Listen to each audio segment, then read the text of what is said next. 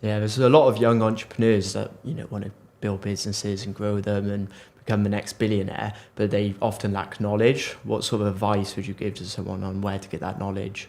So I think that there's two ways to do it. You either go and get a job or you start a business. Now, all this sack your boss stuff that's out there winds me up.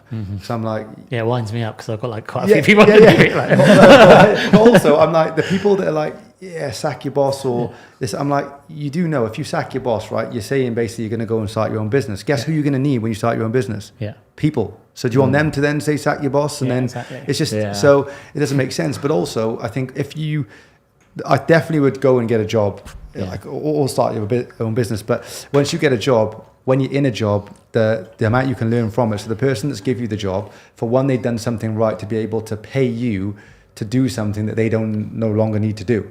So they've done something right to be able to do that. And then if they build even a bigger team, there's a lot you can take from them. And then if you're in an establishment that you work in, regardless of what your role is, ask questions like, look at where the money comes in and out of the company. Look at how they're retaining clients. Look at how they're going to get clients. Look at the whole customer journey, and then look at what people are doing in different departments and where the efficiencies are in the business. So there's so much you can learn by going to get a job. It's unbelievable, So like, it's crazy that you're going to go and get paid to learn.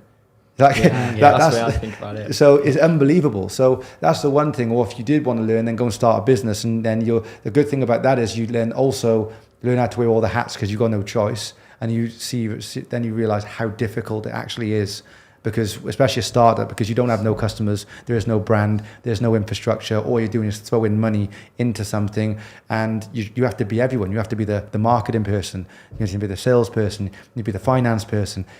You've got to do everything. So you learn stuff very, very quickly. But I think being educated, go and do the old school way of reading books, or pay someone that if you haven't got a job and the person's not your mentor, which obviously clearly you have, then just go and pay someone to get your time. You're going to get your time back. So that's the only ways really you can do it, is actually go and do it and get a real life experience. Yeah, because a lot of business owners have developed that knowledge over 10, 20 years, 30 years.